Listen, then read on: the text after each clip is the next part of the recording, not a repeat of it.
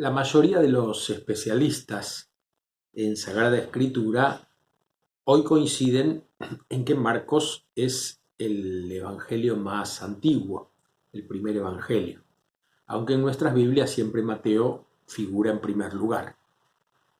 Marcos comienza su evangelio diciendo comienzo de la buena noticia de Jesucristo, Mesías, Hijo de Dios. Y Mateo y Lucas van a seguir fundamentalmente la base de Marcos, pero van a adaptar lo que dice Marcos y van a agregar otros elementos teniendo en cuenta a su auditorio original, que por supuesto no somos nosotros, sino aquellos lectores ideales que ellos tenían en mente cuando escribieron sus respectivos evangelios.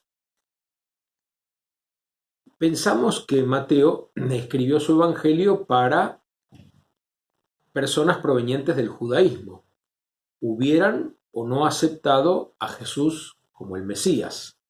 Entonces, Mateo toma esa idea de Marcos, que es el centro de todo evangelio, Jesucristo, Mesías, Hijo de Dios, y lo va desarrollando a lo largo de su escrito.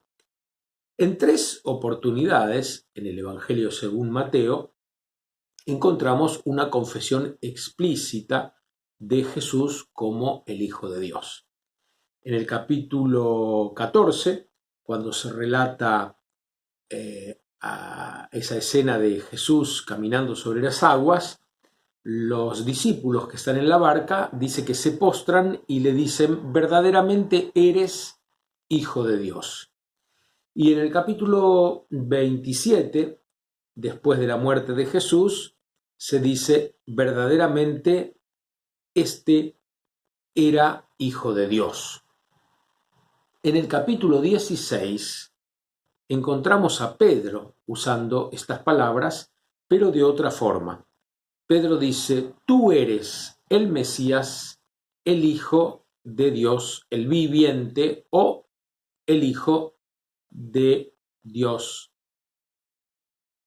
Esta triple confesión, Mesías, Hijo y Dios viviente, va anticipada de un artículo determinado. Es decir, Jesús es el Hijo de el Dios viviente. El Mesías, el Hijo de el Dios viviente. Las otras dos confesiones, la del capítulo 14 y la del capítulo 27, simplemente dicen verdaderamente eres o era hijo de Dios, un hijo de Dios, podríamos decir, ¿no? Indeterminado. Uno más, tal vez uno muy importante, pero uno más. En cambio, la confesión de Pedro asegura que es el hijo único o al menos el hijo por antonomasia o el hijo en sentido superlativo, el primer hijo, el hijo más importante. Después de esta confesión de Pedro, Jesús le dice, tú eres Pedro, y sobre esta piedra, es decir, el mismo Jesús, edificaré mi iglesia. Pedro deriva de piedra, como cristiano deriva de Cristo. Pero esta piedrecita, esta roquita que es Pedro, está íntimamente relacionada con la piedra por antonomasia que es Jesús. Si pensamos que el Evangelio de Mateo, este lapsus lingüe que tuve de decir el Evangelio de Pedro, también tiene sentido, porque en realidad la figura de Pedro en el Evangelio de Mateo es fundamental. No así en los otros evangelios. Y el evangelio que más se ha leído en la tradición católica, en estos 20 siglos de existencia que tenemos, justamente fue el evangelio de Mateo. Por eso también la importancia que nosotros le damos a Pedro. En el evangelio de Mateo, Pedro recibe este nombre como derivación de piedra.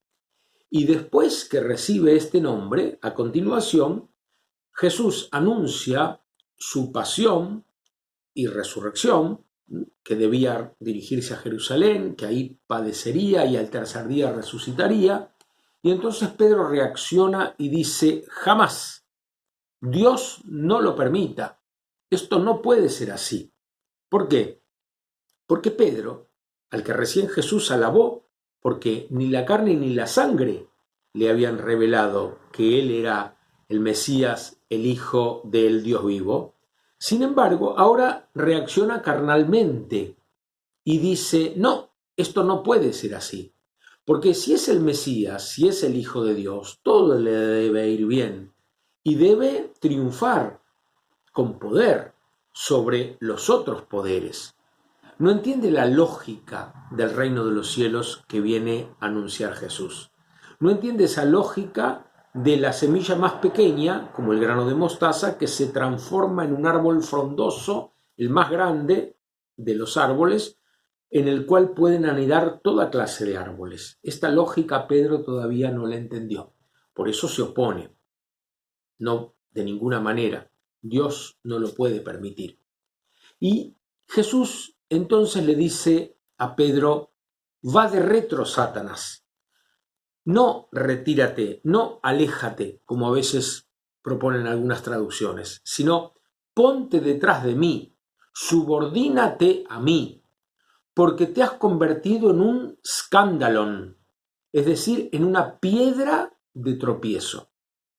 Pedro sigue, de alguna manera, siendo una piedra, pero ya no es una piedra subordinada a la construcción, sino una piedra que se opone en el camino de Jesús y que puede llevar a la destrucción.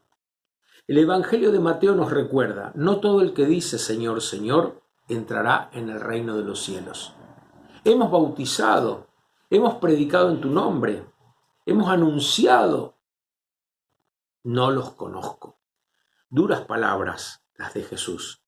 Para todos nosotros, que somos también piedras, pero que a veces somos piedras para la construcción y otras veces nos convertimos en piedras de tropiezo, en escándalo. En la primera carta del apóstol Pedro, capítulo 2, Pedro parece vengarse de Jesús, porque también Pedro lo llama a Jesús piedra de escándalo para los que no creen. Entonces, qué interesante es este juego, ¿no? Uno es una piedra para la construcción o una piedra para el escándalo, según en qué contexto se lo vea. Cada uno de nosotros somos piedra, o para la construcción o para el escándalo, según quien nos observe, según quien nos califique.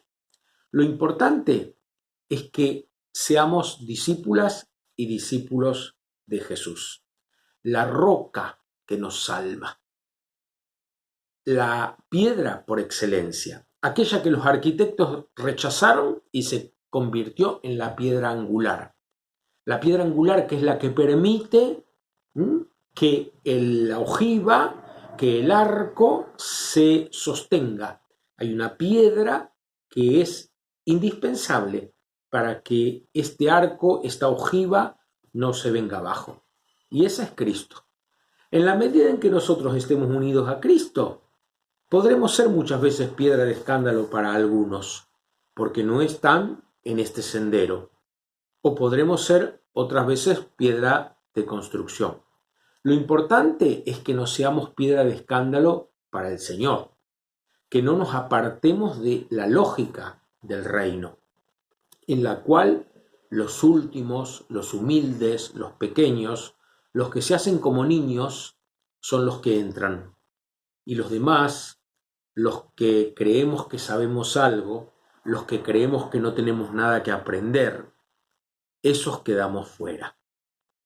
Que el Señor nos conceda la gracia de entrar en la construcción de su eclesía. La palabra eclesía aparece solo 2 veces en los 4 evangelios, y las 2 veces está en el Evangelio de Mateo, capítulo 16 y capítulo 18. Que el Señor nos conceda ser piedras vivas en la construcción de esta eclesía, de esta asamblea de esta comunidad. En una oportunidad invitaron al obispo Agustín de Hipona a dedicar, consagrar, bendecir un templo. Y cuando Agustín llega y ve a ese pueblo fervoroso, reunido, a los padrinos, a aquellos que habían aportado y ayudado para que se construyera este templo, dijo un hermoso sermón que creo que es muy valioso también para nosotros hoy. Esta casa no es la casa de Dios, es la casa para nuestras oraciones. La casa de Dios somos nosotros. Esta casa, el templo, es la casa para nuestras oraciones, pero la casa de Dios somos nosotros. Esta casa fue construida con distintos materiales, piedras, maderas, metales, que provienen de diversos lugares, pero que han sido amalgamados y han sido unidos con elementos que le permiten sustentar todo el edificio. También nosotros, casa de Dios, tenemos que ser amalgamados por el amor, por la caridad. Si estos elementos no estuvieran bien unidos entre sí, si estos elementos no estuvieran bien amalgamados, nadie querría entrar en este templo. Si la caridad, si el amor no nos une como hermanos, nadie va a querer entrar en nuestra casa. Seamos piedras vivas, piedras para edificar, y no escándalo, piedras de tropiezo para el mismo Señor, que no puede ver cumplido su sueño de que todos seamos uno en Él.